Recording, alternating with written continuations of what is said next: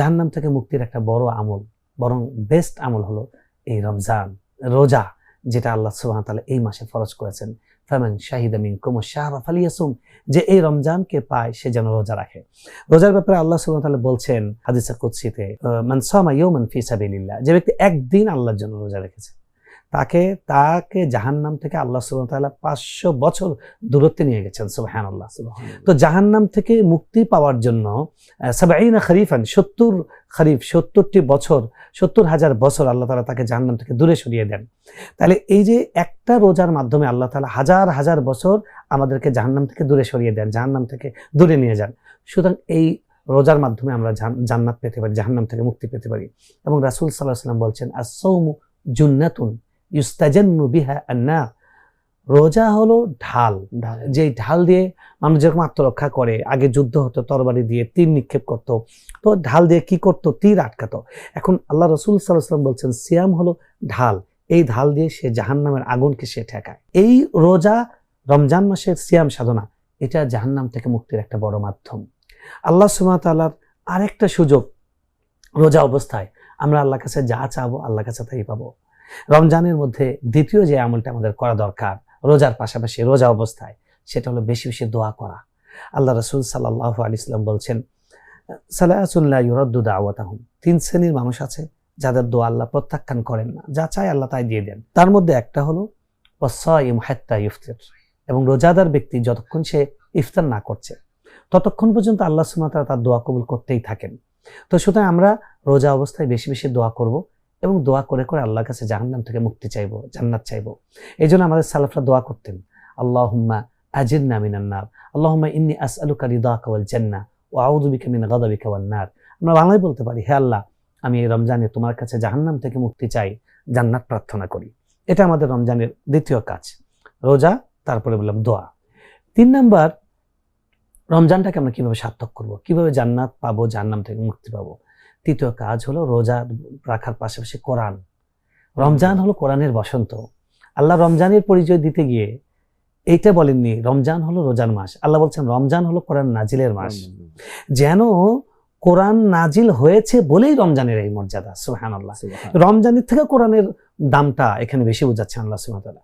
যে কারণে রাসূল সাল্লাল্লাহু আলাইহি ওয়াসাল্লাম রমজান মাসে আসলে তার সঙ্গে তার ইবাদতের মধ্যে যে আলাদা রং তৈরি হতো, আলাদা সেখানে আলাদা স্বাদ তৈরি হতো, আলাদা সৌন্দর্য ফুটে উঠতো, সেই সৌন্দর্যের একটি দিক ছিল কোরআন। সহিহ বুখারী হাদিসে আমরা দেখছি যে রাসূল সাল্লাল্লাহু আলাইহি সাল্লাম তিনি কোরআনকে ফায়ুদারিসাহু মা জিবরিল, আল্লাহ রাসূল সাল্লাল্লাহু আলাইহি সাল্লাম জিবরিলের সঙ্গে কোরআন শোনাশুনি করতেন। তিনি তো পড়তেনই, আবার জিবরিলকে তিনি শোনাতেন, জিবরিল রাসূল সাল্লাল্লাহু আলাইহি সাল্লামকে শোনাতেন, অর্থাৎ এক্সট্রা তেলাওয়াত তিনি এই দিন এই মাসে যোগ করতেন। এবং বরং তারাবির নামাজ, যেটা রমজানের একটি শোভা, একটি সৌন্দর্য, একটি প্রতীক, এই তারাবির নামাজেরও একটা উদ্দেশ্য হলো তেলাওয়াত করা।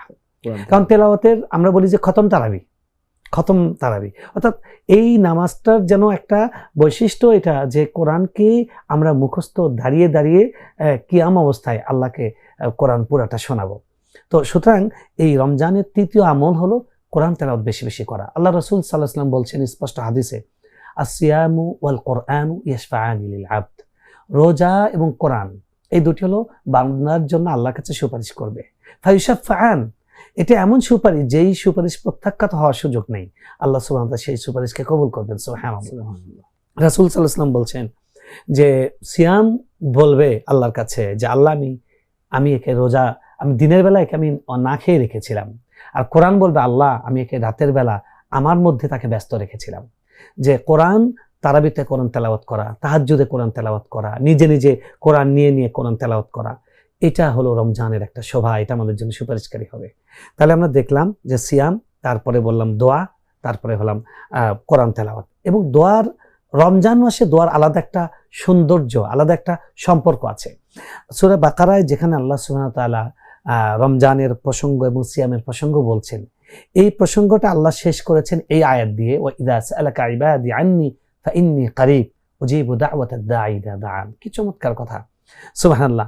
হে নবী, যখন আমার বান্দারা আমার সম্পর্কে জিজ্ঞেস করে, তখন তুমি বলে দিবে যে আমি তোমাদের খুব কাছে আছি, আমাকে খুঁজতে হবে না, আমার কাছে যেতে হবে না, তুমি শুধু আমার মুখী হও, তোমার হৃদয়টাকে শুধু আমার দিকে ফেরাও, আমি তোমার কাছে হাজির। যে আমার কাছে হেঁটে আসে আমি তার কাছে দৌড়ে যাই, যে আমার দিকে এক বিগত অগ্রসর হয় আমি তার দিকে এক হাত অগ্রসর হই। এই আয়াতের তাফসিরে মুহাদ্দিস মুফাসসিরিনরা বলছেন যে এই যে রোজার আয়াতের সাথে সাথে মানে ইমিডিয়েটলি অব্যবহিত পরে এটাকে আনার একটা মেসেজ হলো এই যে রোজার একটা সৌন্দর্য, রোজার একটা সম্পর্ক দোয়ার সাথে। তাই রোজা রেখে রমজান মাসে বেশি বেশি দোয়া করার চেষ্টা করা উচিত, বিশেষ করে ইফতারের আগ মুহূর্তে। ইন্নালিস সাইমি ইনদা ফিতরিহি দাওয়াতুন মুস্তাজাবা, রোজাদার ব্যক্তির জন্য সে ইফতারের পূর্ব মুহূর্তে তার জন্য আল্লাহর পক্ষ থেকে বিশেষ একটা ঘোষণা আছে যে যা চাবে তাই পাবে, একদম 40 কোটি টাকার লটারির মতো, যা চাবে তাই পাবে। তাই ইফতারের পূর্ব মুহূর্তে দোয়া করা, এবং সাহরির সময় ওয়াবিল আসহারি হুম ইস্তাগফিরুন, বিশেষ করে আপনার সাহরি করে ফেলেছেন, এখন কয়েক মিনিট বাকি আছে, এই সময় খাবার নিয়ে পর্যালোচনা না করে, রাজনৈতিক আলাপ না করে, এই সময় আল্লাহ সুবহানাহু ওয়া তাআলার কাছে দোয়া করবো, আল্লাহর কাছে চাইবো, আল্লাহ আমার জীবনে এই নাই, আল্লাহ আমাকে এই দেন, আল্লাহ আমার এই গুনাহ মাফ করেন, আল্লাহর কাছে চাইবো। 3 নম্বর হলো প্রত্যেক ফরজ নামাজের পরে এই সময় দোয়া কবুল হয়, দুবুরাস সালাতিল মাকতুবা। 4 নম্বর হলো আমরা দোয়া করব বেশি বেশি কোরআন তেলাওয়াতের পর, কোরআন তেলাওয়াতের পর দোয়া কবুল হয়, যে কোনো ইবাদতের পর দোয়া কবুল হয়। তারপরে বাইনাল আজানাইন, আজান এবং ইকামতের মাঝখানে এই সময়টা দোয়া কবুল হয়। রমজানের জুমার দিনগুলো বিশেষ সৌন্দর্য, রমজানের জুমার দিনগুলোতে বেশি বেশি দোয়া করা। তো এটা আমরা চেষ্টা করবো। তাই 3টা কাজ বললাম, 1 নম্বর সিয়াম, 2 নম্বর হলো দোয়া, 3 নম্বর হলো আমরা বললাম যে কোরআনের কথা। কোরআন